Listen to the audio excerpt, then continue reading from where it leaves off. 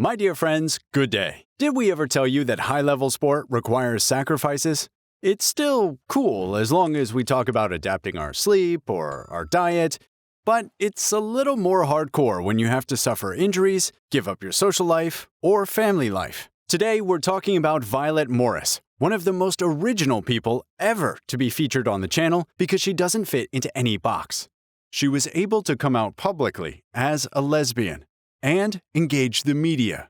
She was able to commit herself to give everything for the competition or the defense of her country. She was also capable of becoming a spy for the Nazi occupier, which is already a lot less funny. And finally, even her death is still quite mysterious. But we're not there yet.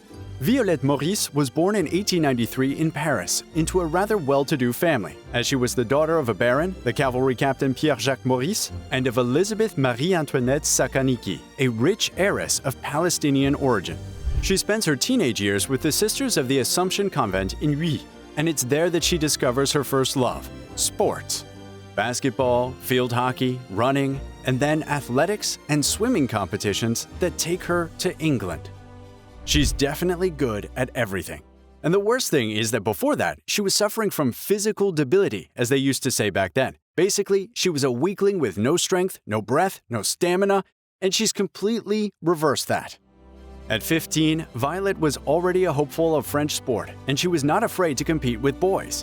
In 1913, at the age of 21, she is the only woman in the deep-sea swimming championship in Pontoise and finishes 5th after completing the 8 kilometers of the event. Then, she faced male boxers, such as the Frenchman Émile Métro and Richard Gasquet, or the Americans Frank Claus and Billy Papke. On August 3, 1914, Germany declares war on France, which does not prevent Violette from getting married on the 22nd to a certain Cyprien Gouraud, son of a paper manufacturer. But barely 3 days later, Cyprien is mobilized. For Violette, daughter of a soldier, it is out of the question to stay idle. She will serve as a motorcycle dispatcher for the Red Cross, and then will drive ambulances in Cassonneau's Second Army in February 1915. Violette's second great love, driving. And then, in the Army, she also wore pants and she is not ready to come back to dresses. She doesn't let herself be done. At the end of the war, in any case, she and her husband are safe and sound and the future is in their hands. With her parents dead, Violette Morris inherits their money, allowing her to devote herself to sports full-time. She becomes a sports star who starts to be featured in the newspapers. She also starts to show her atypical side. She's not only wearing frocks anymore, she's actually wearing a men's vest suit. She smokes 2 to 3 packs of cigarettes a day, expresses herself in a rather vulgar way, and likes to throw her slogan in the face of those who criticize her. What a man does, Violette can do. With such a character, she makes a place for herself in women's sport, which is precisely structured at the time. Under the impulse of some pioneers like Alice Milliat, president of the Federation of Women's Sports Societies in France, women administer women's sports themselves without resorting to men who are used to managing, well, everything else actually. So, Violette Morris joins the Federation in 1917 to play soccer and track and field. More new stuff. And there, she will win titles. In 1921, the first attempt at the Women's Olympic Games in Monte Carlo takes place. Among 100 women from Switzerland, France, and Italy, she wins the gold medal in shot put and javelin. The following year, at the first real Olympic Games in Paris, she came second. But some media are stuck. Like this journalist from the Figaro, who says that violent exercises are not made for women, and among those who shock, there is of course Violette, who smokes in public and behaves a little too much like a guy. There's no death of a man, and anyway, she doesn't really care. She makes up for it in soccer, where her leadership skills make her quite formidable. Very quickly captain of the Olympique in 1924, she wins with her team the Paris Championship, the French Cup, and the French Championship. On the field, she can play as a center half, center forward, right back, or left back without any problem. But her behavior makes her relations with the Federation more and more tense. A rebellious divorcee, a disputing sportswoman, she does not hesitate to insult the members of the board, and she is finally suspended in 1926 for having pushed her teammates to dope. But here it's the same thing. No problem for Violette. There's always another sport, another passion to discover. So she goes back to her big passion of the war, driving cars. She starts to practice car racing, and that's when she becomes a real legend of the sport. It's a strong symbol because at that time the car symbolizes the autonomy of the individual, their ability to go wherever they want. Basically, women who drive are very few and have a bad reputation as revolutionaries. But it's even worse in the sports world, which is ultra-masculine and elitist. So, Violette starts by competing in women's competitions at the Parc des Princes. There, in her first race, she crushes everyone and sets a new record. The Women's Championship. She quickly made the rounds, and after 2 years, she was able to compete with men as equals. On board a cycle car, a very light car, she tackles the Bol d'Or motorcycle race, a tough event since she has to turn on a circuit in the forest for 24 hours in a row. In 1927, after 1,700 kilometers, she came first in the race. Behind her, 18 men were depressed by their defeat. But while everything is going well, it's the end of the Roaring Twenties and the return of the moral order that Violette disturbs a little too much. In 1928, 1 year after her incredible feat, the Federation refuses to grant her license. She will never again be able to participate in national or international competitions. You start to know the character of Violette Morris when she simply takes the Federation to court. The trial quickly became a media affair. In 1930, France discovers photos of this woman posing in front of her car store in a suit. In the same year, she makes a crazy decision. Her breasts are in the way of holding the steering wheel, so she simply has a mastectomy. She has her own breasts cut off to be able to drive a car better. If the Federation remains untouchable in court, the press and the general public have only to choose their side. Violette is becoming a media animal, a phenomenon so original that many people admire her courage, originality, and strength of character. It's now 1929, and the crisis is affecting all businesses, including Violette's, a car accessory store called Specialties Violette Morris. So she will have to change her career once again. But you know her.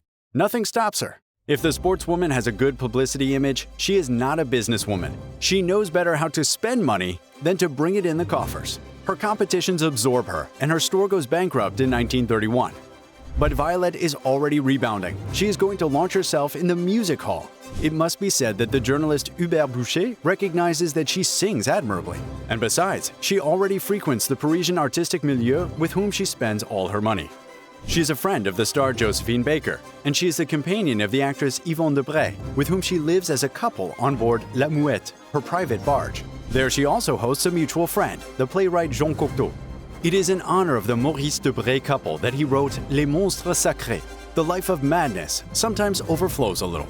As in 1937, when a furious man boarded the Seagull, the former legionnaire, rather strong, is convinced that it was Violette who threw him over. He had a lover, a married woman. Now the affair has been revealed and he's come to get his revenge. But Violette is very strong. She throws a punch and kicks him out of her barge. He pulls a knife. She draws a gun and fires a shot in the air. As he continues to move forward, she shoots him twice in the gut. As he dies on the spot, she spends 4 days in the Petite Roquette prison before being released because she acted in self-defense. And it's not the first time she shows her courage. For example, she accepts to take Jean Cocteau to her lover, even though he doesn't have a pass. Yes, because in the meantime, the Second World War has broken out. And that's where everything changes, because, sorry if you liked Violette up to this point, but you might not like the rest. Raymond Ruffin, who wrote a biography of Violette Morris, says that as early as 1934, she was approached by Nazi recruiters, and that in 1936, they received her with great pomp during the preparatory days of the Olympic Games in Berlin. She even spied for them, bringing them the plans of the Hackenberg, one of the biggest forts of the Maginot Line. Ruffin even says that Violette became the mistress of Heinrich Himmler himself, but he gives no proof of this. We only know that Violette was indeed in Berlin in 1936, but she is not in the guest list of Nazi dignitaries, which is not surprising for a sports personality. And at the same time, you might say it would also be normal for a spy to be out of the register.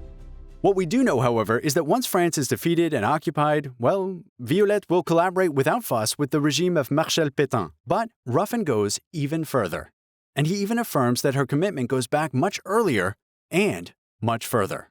He calls her the Gestapo hyena. According to him, the head of the SS intelligence service in Paris recruited her to counter the SOE network, the British Special Operations Directorate. She would also have been an infiltrator in the French resistance of the Great West. Worse, with the help of the collaborator Henri Lafont, she would have joined the Gestapo as a torturer of women resistance fighters. But where is the evidence of all these horrors? Raymond Ruffin explains that Pierre Bonny, one of the great figures of the French Gestapo, would have destroyed the archives and compromising files. Well, there are still some things that are a little hard to believe. Himmler's lover, a spy even before the war, torturing women, all this without proof. Without understanding the motivations, it is rather difficult to accept. On the other hand, we have to be careful because Violette Morris did collaborate, and not only a little, and not on a misunderstanding. The Luftwaffe, the German Air Force, has set up a garage in Paris on Pershing Boulevard. Violette goes there and supplies them with spare parts. It's her job. But she also joins the Laval government, which changes in April 1942. She is, for example, the driver of the collaborationist Christian Sarton du Joncher and other soldiers of the LVF, the Legion of French Volunteers, which since 1941 fights with the Wehrmacht. On orders, it also goes to Cannes at the end of 1943 to requisition gasoline, motor oil, and metals hidden by the resistance. Was it this vast operation that awakened the anger of the resistance? We don't know for sure, but on the other side of the country in Normandy, Violette Morris will die suddenly, under strange circumstances. April 26, 1944. She is at the wheel of her car on the road D27 between Épeigne and Luret. With her, there is the Bailleul family and their two children of 14 and 15 years old. Suddenly, the maquisards of the Surcouf group block the passage and fire their guns. This is quite amazing. Surcouf is a maquis founded and led by Robert Leblanc, a structured quasi-military organization and very important in the Normandy resistance. Why were they so interested in Violette Morris that they ordered her assassination? And this, even if it means sacrificing the lives of two teenagers to achieve it. There are several theses. For Ruffin, the order comes directly from the BCRA, the Central Bureau of Intelligence and Action in London, which sends a telegram in April 1944, which says, "Kill immediately and by all means, spy Violette Morris." And for other historians like Marie-Joseph Bonnet, the resistance fighters would have been mistaken in their choice of target, thinking they were shooting a recognized militiaman, perhaps Alain Boulin. The telegram was just a fake, produced after the tragedy to cover up a blunder, just like other accusations that date back to that time. In order to excuse the death of two children, the profile of Violette Morris is overloaded. She certainly collaborated, but she is made into a monster who takes pleasure in torturing women. So, which of the two versions is true? Did Violette really commit atrocities and become a national priority target? But no luck, the historical sources have disappeared? Or was there a falsification of historical discourse, after the fact, to hide a mistake and thereby demonize Violette? I'm not the one to make a clear decision, especially since there is no written proof of Violette's involvement in the Gestapo. Moreover, she didn't leave any writings, so we know that she collaborated, but we have no idea why. Did she not care? Was it just a job for her to sell engines and the oil that goes with them? Or was there a dark side to this? The boxer, the racer, the lesbian without breasts, the music hall singer? Some darker, unknown motivation behind all of this that drove her to espionage? The answer to all of this is, sorry, but I don't know. One thing's for sure, Violette alone will embody an entire era. Thank you to Lucie Terreros for having reopened for us the Black Legend of Violette Morris. Thank you all for watching this episode. I hope you liked it. Don't hesitate to tell me if you want other videos like this in the comments, and then give a little thumbs up. It always helps. See you next time.